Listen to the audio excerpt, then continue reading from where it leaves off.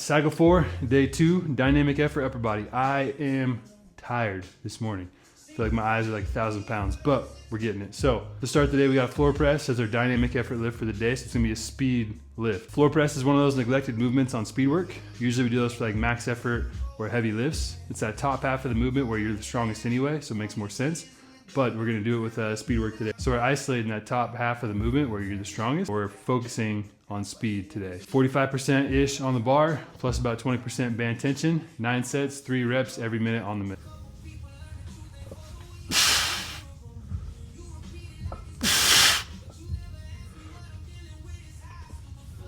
We're gonna go straight into 4x5 on standing dumbbell overhead press, moderate weight.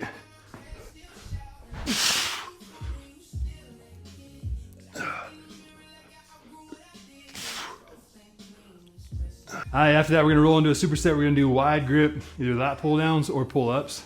I'm gonna do pull ups on a lat pull down machine, but the idea is to go really wide and to pull that chest to the bar. We're gonna superset that with heavy dumbbell lateral raises. So on the dumbbell lat raises, just make sure, we call it pouring out your pinky. So at the top, just make sure your pinky is slightly up, like you're pouring it out. And we're gonna go moderate to heavy on those. Rest about 60 and 90 seconds in between sets. After this, our next superset is gonna be pull-ups with dumbbell row. The reason I'm telling you that now is to get your mind right during these lat pull downs, knowing what's coming next. And the intent is to be fatigued in our back and our shoulders by the time we get to pull-ups. Then we're gonna go weighted for max reps.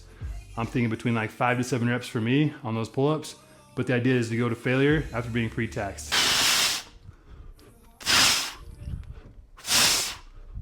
No swinging on these. Nice and controlled.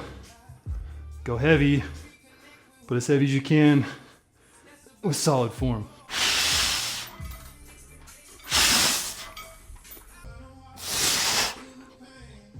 All right, next superset is gonna be incline dumbbell bench tempo. So a 3 to 4 count lower, 3 sets, 8 to 10 reps.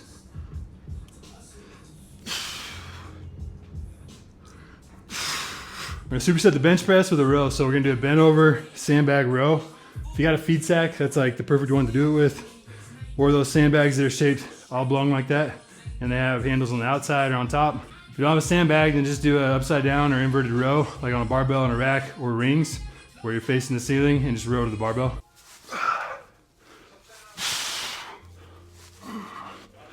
Next up, we have our finisher. After that, our boxing circuit. The first piece of this finisher, we're gonna do 4 sets total, so 4 rounds. No rest between rounds, high rep, low weight. It's gonna be a 3-part movement, so a tricep. We're gonna start with YTWs on a bench. So you're gonna lay face down, and the movement's gonna be making a Y shape with your arms, a T shape with your arms, and then elbows tight, and a W with your arms, so YTW. We're gonna do 10 each way, so 30 reps total essentially, but 10 of each one. After that, we'll go straight into band pull-aparts. 25 reps. Then we'll go landmine bar rotations. We'll go 10 reps each side.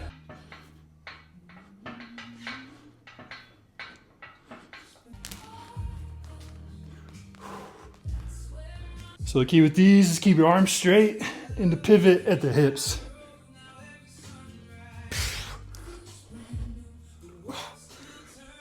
All right, then we wrap the day up with a little boxing circuit. We're gonna do 3 rounds, 2 minutes on the bag, 1 minute on a ladder drill. So 2 minutes is technical boxing, not going crazy. Try and throw some combos in there. If you don't have any experience, then try to learn a new skill. Get comfortable throwing punches. So 2 minutes, nice and, I don't want to say easy, but just a flow that you can sustain for 2 minutes and not be like dead afterward. The rest will be about a minute. We're gonna work on our footwork. Just jump on a ladder drill and hit that for a minute. Find like 2 or 3 movements that you like on that, the icky shuffle, high knees, side to side, whatever it is, karaoke. Find a few of those and just rep those out. And then once those are comfortable, switch it up on the next time and do something different.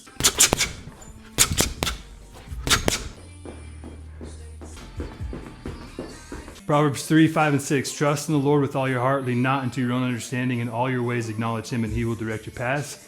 What does that mean? It means trust the process, right?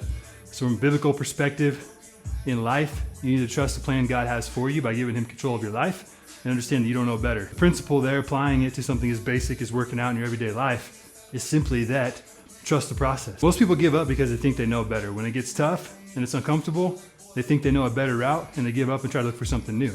But the reason you're there in the first place is because you don't know. But the key is sticking with the plan, trusting the process, and just putting the work in. Trust is important when it's uncomfortable. It's easy to trust when you're sure. When you know something is some way, it's easy to trust. That's not hard. What we're talking about is a trust when you don't know, when you aren't sure, when it is uncomfortable, when you don't see the path forward, when you don't see the end state, the goal, when you don't see how everything is working together.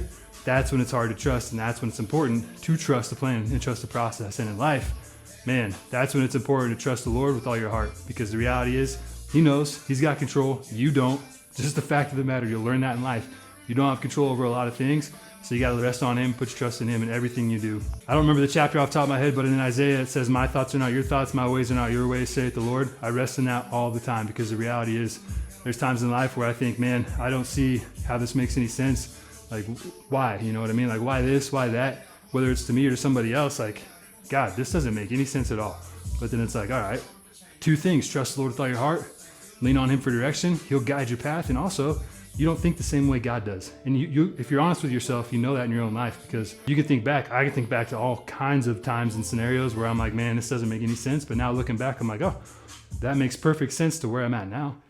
Like, look where I'm at now compared to what happened then. If that didn't happen, I wouldn't be where I am today. And where I am today is perfect and amazing, and it's God's plan. So, guys, this is a lot of work. This is difficult. This is hard. It's not easy. You're going to sweat. You're going to be tired. You're going to be sore. Dom's going to hit you hard. It's the way it's supposed to be. Trust the process. Don't make excuses. I've got the plan for you. It's all together. Don't judge it. Do it. I'm doing it for you, right? So there's one of the things that I wished, a lot of the programs I followed, I was like, man, are these guys actually doing what they're programming? Like, this seems a little insane. This seems a little crazy. Like, this isn't working for me. It's kicking my butt. So that's why I put so much value and stock in the fact that, hey, man, I built this program, but also I'm doing it myself on camera every single day. And you guys can judge it. You guys can see the good days, the bad days. You guys see the progress along the way. Showing you that I'm not just giving you something to try and make money.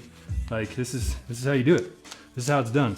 Everything I learned in life has led me to this point right here. So hopefully you guys are enjoying it. This is where it starts to get tough. We're in cycle 4. I'll see you guys tomorrow for day 3.